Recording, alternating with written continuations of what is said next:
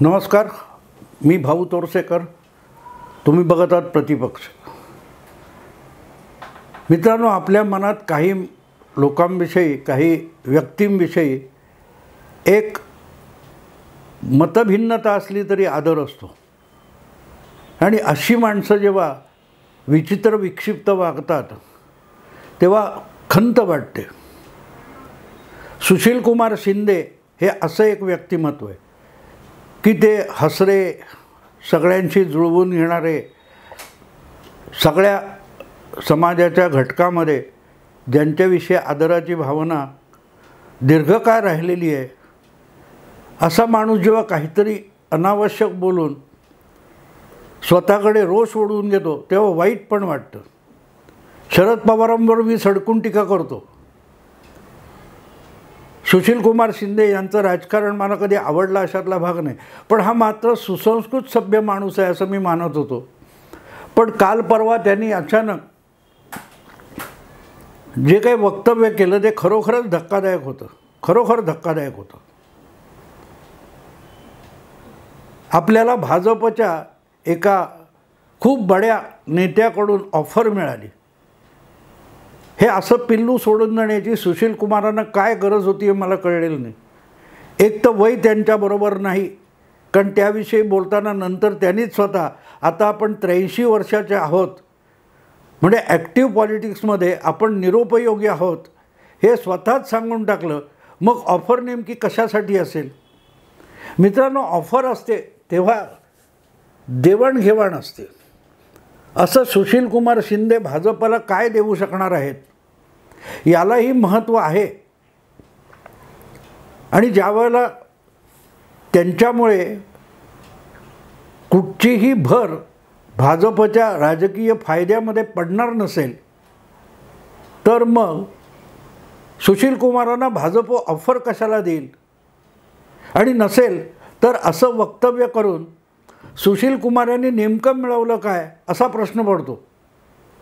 की जशी एक स्पर्धा महाराष्ट्रात अलीकडे अनावश्यक बोलून कशी बशी वारेमाप प्रसिद्धी मिळवायची किंवा वादग्रस्त व्हायचं आणि त्यातून जरा परत प्रकाश झोतात यायचं, असं करण्याची एक राजकीय स्पर्धा आजकाल सुरू झालेली आहे. आणि दुधखुडी मराठी माध्यमं आणि पत्रकार त्याला नको तितकं स्थान देत असतात व त्याचा फायदा उठवायचा म्हणून सुशीलकुमार असं बोलले का? एकतर त्यांची कारकीर्द जवळजवळ 50 वर्षापेक्षा अधिक आहे. शरद पवारांच्या खालोखाल महाराष्ट्रात ज्या नेत्याची राजकीय प्रदीर्घ आहे त्यामध्ये सुशीलकुमारांचा नंबर दुसरा लागेल. आज आपली जागा विधानसभेची त्यांनी आपल्या मुलीकडे सोपवलेली आहे. त्यांची कन्या पण मला वाटते 2 किंवा 3 टर्म आमदार झालेली आहे. असं असताना आपल्याला भाजपच्या बड्या नेत्याकडून ऑफर होती. हे पिल्लू सोडून देऊन सुशीलकुमार नेमकं काय साधू बघतात हे कळत नाही का? सुशीलकुमारांना आपला स्वतःचा पूर्वेतिहास आठवतच नाही आहे का? आठवत नाही आहे त्यांना पूर्वेतिहास. राजकारणात ज्या प्रकारची वाटचाल सुशीलकुमारांनी केली आहे ती फार चांगली होती. त्याचा शेवटही चांगला असावा. आपणच आपल्या आजवरच्या राजकीय इतिहासावरून बोळा फिरवायचा नाही एवढं तर सुशीलकुमार शिंदे यांना कळतं असं मी मानतो. त्यांच्या नावावर बरेच विक्रम आहेत. 11 वर्ष सलग महाराष्ट्राचे अर्थमंत्री म्हणून बजेट मांडण्याचा विक्रम त्यांच्या नावावर आहे माझ्या माहितीप्रमाणे. कदाचित एखादं वर्ष कमी जास्त असेल. पण सांगायचा हेतू असं की या वयामध्ये हे असले चाळे, मी चाळे म्हणतो याला, शरद पवारांना शोभतात. कारण शरद पवारांचं आयुष्य कधीही गंभीर राजकारणात नव्हतं. शरद पवारांनी जे राजकारण केलं ते उचापतखोर होतं. त्यातून त्यांचा फायदा झाला नाही, इतरांचं नुकसान मात्र झालं.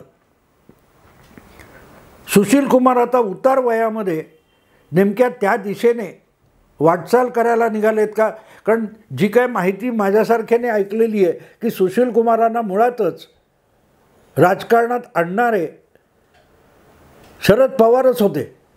50 वर्षापूर्वी एका पोटनिवडणुकीतून सुशीलकुमार शिंदे हे राजकारणात आले. 74 साली माझ्या मते.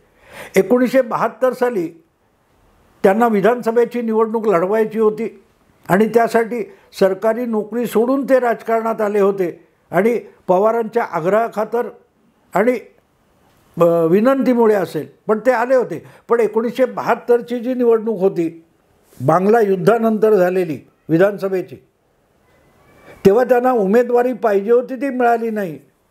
पण योगायोग असा की 2 वर्षात सोलापूरमधला त्यांच्या मूळ गावापासून किंवा जिल्ह्यातला एक मतदारसंघ मोकळा झाला आणि तिथे पोटनिवडणुकीला सुशीलकुमार उभे राहिले आणि निवडून आले आणि मंत्रिमंडळात पण गेले. हा सगळा इतिहास मी एवढ्यासाठी सांगतोय की तिथपासून केंद्रीय गृहमंत्री होण्यापर्यंत सुशीलकुमार शिंदेनी मजल मारली ही छोटी गोष्ट नाही आहे. हे शरद पवारांना पण शक्य झालं नाही. शरद पवार पंतप्रधान पदाच्या शर्यतीत गेले पण त्यांना गृहमंत्री होता आलं नाही, उपपंतप्रधान होता आलं नाही, अर्थमंत्री होता आलं नाही. नरसिंहरावांनी त्यांना संरक्षण मंत्री करून जवळपास नगण्य स्थान दिलेलं होतं आणि कृषीमंत्री शरद पवार असताना सुशीलकुमार गृहमंत्री झाले. ही फार मोठी झेप आहे मित्रांनो, फार मोठी झेप आहे. आणि मला आठवतं त्याप्रमाणे सुशीलकुमार गृहमंत्री होणार अशा जेव्हा बातम्या यायला लागल्या होत्या 12 वर्षापूर्वी, तेव्हा शरद पवार कमालीचे अस्वस्थ झाले होते. कारण सुशीलकुमार गृहमंत्री झाले तर UPAच्या सरकारमध्ये ते 2 नंबर होणार होते, 2 नंबर होणार होते. आधी मला वाटतं कुठला तरी अगदी बहुतेक वीज पॉवर खात्याचे, वीज निर्मिती खात्याचे मंत्री होते सुशीलकुमार आणि त्यांना एकदम गृहमंत्री केलं सोनिया गांधींनी. शरद पवार कमालीचे अस्वस्थ होते कारण मंत्रिमंडळात 2 नंबरचं स्थान आपल्या चेहऱ्याला मिळालं आणि आपण अडगडीत पडलोय, ह्याच्या वेदना होत्या. आणि दुसरी गोष्ट अशी की त्याच वेळेला जी काय शेती उत्पन्न, शेतीमाल, त्याच्या किमती चढ उतार, कांद्याच्या किमती, यामुळे शरद पवार इतके बदनाम झाले होते की त्यांच्या मूळ कृषी खात्याचे, मला वाटते त्यातला नागरी पुरवठा किंवा अन्न पुरवठा वगैरे खातं वेगळं काढण्यात आलं होतं. म्हणजे शरद पवारांकडे असलेल्या मंत्रिपदाची खातीसुद्धा काही कमी करण्यात आली होती. आणि अशा वेळेला सुशीलकुमार शिंदे हे गृहमंत्री होणार याची वेदना शरद पवारांना झालेली होती. म्हणजे इतक्या मोठ्या पदापर्यंत सोपी गोष्ट नाही आहे मित्रांनो, सोपी गोष्ट नाही आहे. 2008च्या त्या गडबडीनंतर सुशीलकुमार शिंदे हे महाराष्ट्राचे मुख्यमंत्रीसुद्धा झाले होते. मला वाटते 2004मध्ये 5मध्ये मला आठवत नाही, पण ते मुख्यमंत्रीसुद्धा झाले. सांगायचा हेतू असा मित्रांनो, सांगायचा हेतू असा आहे की ज्या वेळेला आपण इतक्या उच्च पदावर जाऊन पोहोचलो त्यानंतर बाष्कळ बडबड करू नये एवढं भान सुशीलकुमारनी ठेवलं पाहिजे. ते त्यांनी एकदाच सुटले. अदरवाईज आपण ज्या पदावर आहोत त्या पदाची मान्यता आणि प्रतिष्ठा राखायची असते. हे पथ्य सुशीलकुमार शिंदेनी खूप पाळलेलं आहे, खूप पाळलेलं आहे. अपवाद फक्त एक आहे की 2014च्या लोकसभा निवडणूक येता येता सुशीलकुमार गृहमंत्री होते आणि जयपूरला जे काँग्रेसचं अधिवेशन झालं लोकसभा निवडणुकीपूर्वी, ज्यामध्ये राहुल गांधी यांचा राज्याभिषेक झाला. पप्पू पास हो गया हा शब्द तिथून सुरू झाला. राहुल गांधींना काँग्रेस पक्षाच्या संघटनेत एक महत्त्वाचं पद निर्माण करण्यात आलं आणि देण्यात पण आलं. त्या जयपूरच्या काँग्रेस अधिवेशनामध्ये सुशीलकुमार शिंदेनी असंच एक भरकटलेलं वाक्य उच्चारलं होतं आणि त्यानंतर त्यांना त्यासाठी खूप त्रास सहन करावा लागला होता. विरोधी नेत्या असलेल्या सुषमा स्वराज यांनी अक्षरशः धारेवर धरलं होतं. हात जोडायची पाळी सुशीलकुमार शिंदे यांच्यावर लोकसभेमध्ये आणि संसदेत आली होती. संघाच्या शाखेवर दहशतवादाचं आणि घातपाताचं प्रशिक्षण दिलं जातं असा बेछूट आरोप सुशीलकुमार शिंदेने केला होता आणि हवेतला नव्हता. शरद पवार, मला एक शेतकरी भेटला, तिथे एक ग्रामीण माणूस भेटला, असं शरद पवार हवेतल्या थापा मारतात असं नाही.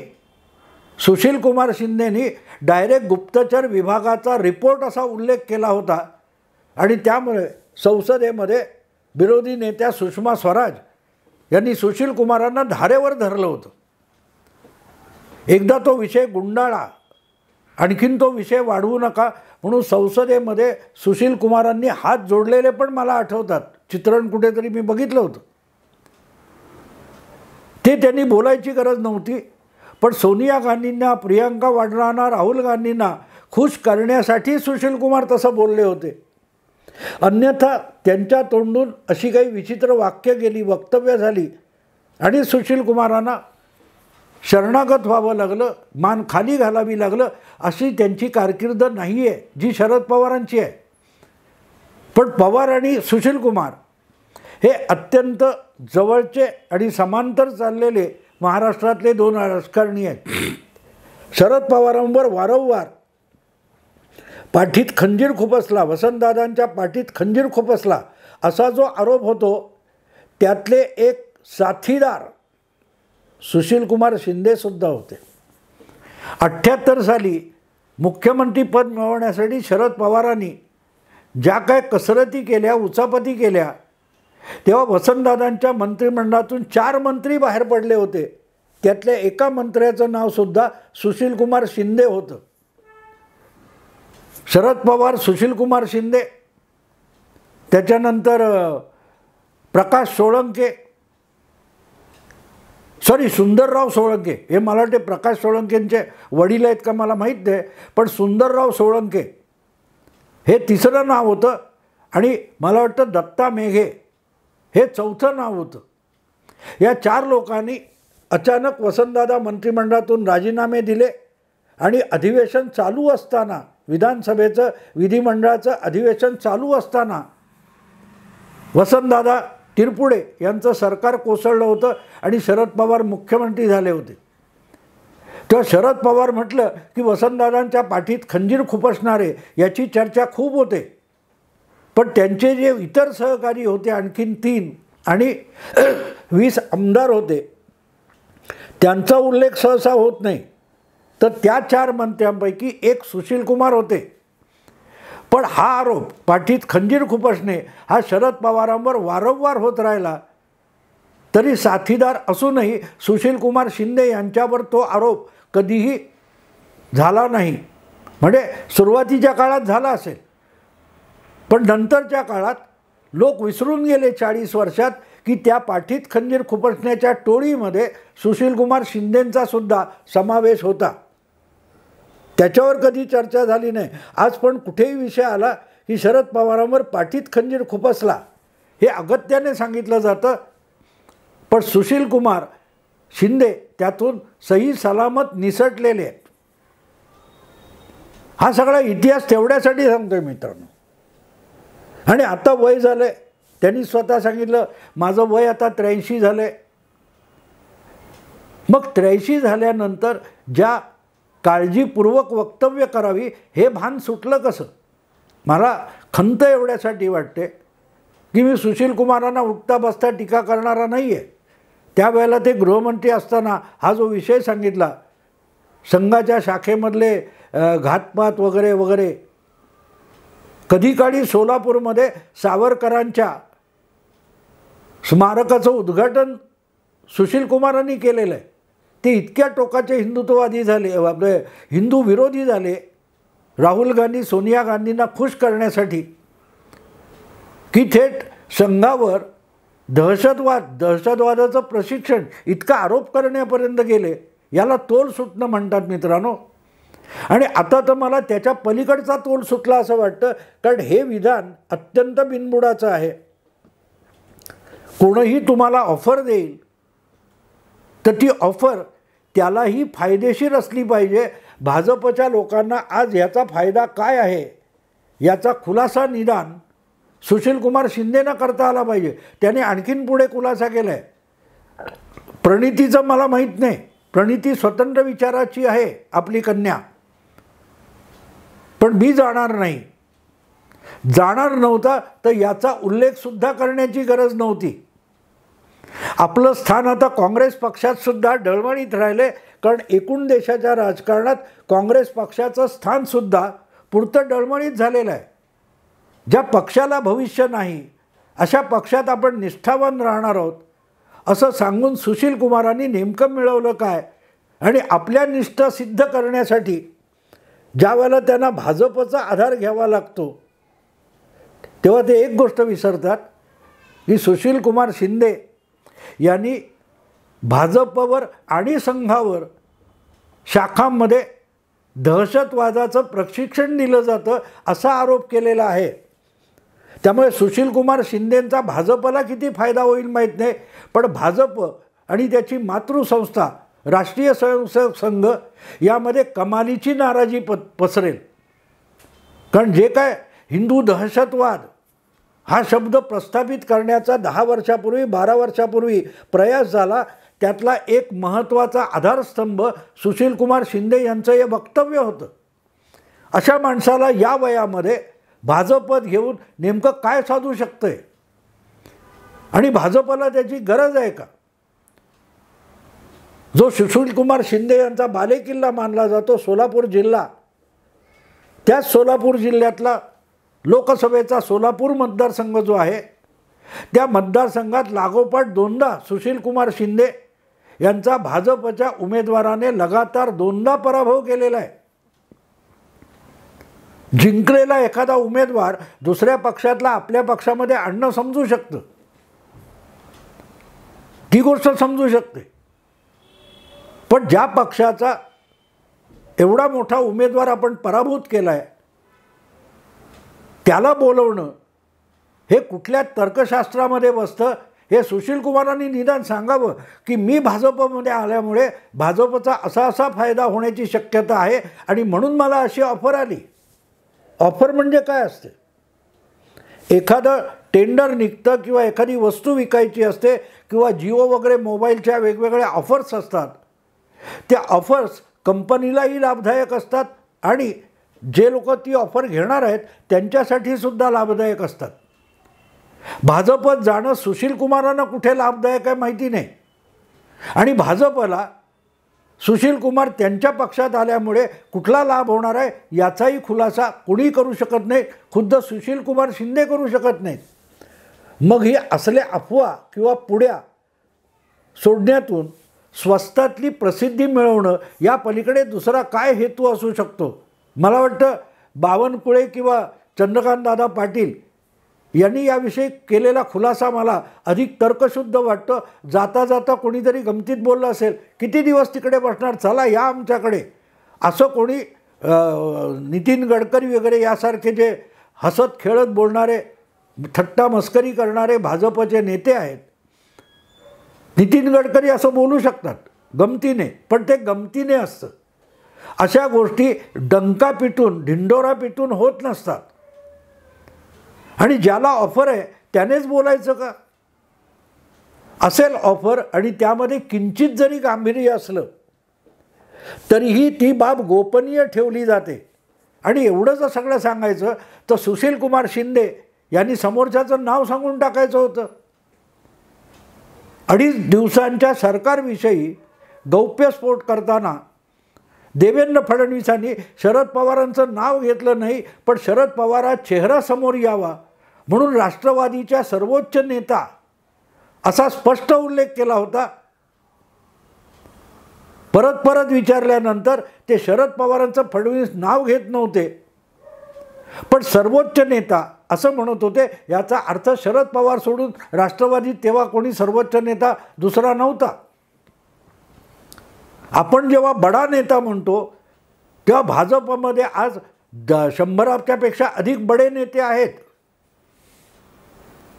त्यामुळे हे सगळं स्वस्त फालतू प्रसिद्धी मिळवण्यासाठी का सुशील कुमार शिंदे लवकरच संजय राऊत यांच्या पंक्तीत जाऊन बसणार आहेत की रोज सकाळी उठायचं आणि काहीतरी एक पुडी सोडून द्यायची की मराठी माध्यमातल्या खोळ्याचारांनी त्यावर चरवीत चरवण दिवसभर करावं आणि आपापल्या चॅनेलची TRP गमवावी? त्या स्पर्धेत सुशील कुमार उतरलेत का? की ते जितेंद्र आव्हाडांची स्पर्धा करायला बघतायत. खरंच हास्यास्पद वाटलं. आणि वाईट एवढ्यासाठी वाटलं की आपण ज्याला आपल्या नावडत्या पक्षात असूनसुद्धा सुशील आणि सुसंस्कृत मानत होतो, तो इतका बारगळला. वाईट त्याचं वाटतं मित्रांनो, वाईट त्याचं वाटतं. आणि अतिशय बॅलन्सवर मला वाटतं 2004मध्ये सुशील कुमार अचानक मुख्यमंत्री झाले. तुमच्या काय ते 2मध्ये का 4मध्ये मला वाटतं 2009मध्ये असेल, आठवत नाही. पण त्यांना मुख्यमंत्रीपद मिळालं. मग ते हैदराबादला राज्यपाल म्हणून गेले. तिथून परत लोकसभेची निवडणूक लढवायला आले. केंद्रात जाऊन गृहमंत्री झाले. इतकी चढती कमान ज्या माणसाची आहे, मराठी किंवा राष्ट्रीय राजकारणातला जितेंद्र असं म्हणता येईल की अमिताभ बच्चन आणि कोण विनोद खन्ना यांच्या स्पर्धेत आपण उतरू शकत नाही. तर त्या स्पर्धेपासून दूर राहून ज्यांनी दीर्घकाळ हिंदी चित्रपटसृष्टी गाजवली असा जो जितेंद्र नावाचा अभिनेता आहे, सगळ्यांची गुडबुकमध्ये राहणं, नेमकी तशीच भूमिका महाराष्ट्राच्या आणि भारतीय राजकारणामध्ये सुशील कुमार शिंदेनी वठवलेली आहे. मग आत्ता या काळामध्ये हे सगळं बोलण्याची काय गरज आहे? स्वस्त प्रसिद्धी यापेक्षा अधिक काही नाही. किंवा एकतर शरद पवारांशी स्पर्धा आहे किंवा दुसरीकडे संजय राऊत यांच्याशी स्पर्धा करायला सुशील कुमारांनी कंबर कसली असंच म्हणता येईल. कारण एवढं हास्यास्पद वर्तन सुशील कुमार शिंदे यांच्याकडून आज तागायत झालेलं नाही. मला असं वाटतं की त्यांनी आपल्याच जवळजवळ 4-5 दशकाच्या राजकारणावर आणि राजकीय कारकिर्दीवर बोळा फिरवायचा निर्णय घेतला आहे. तो त्यांना लखलाभो. मी आत्ता इथे थांबतो. आवडलं लाईक करा, शेअर करा, सबस्क्राईब करा. नमस्कार.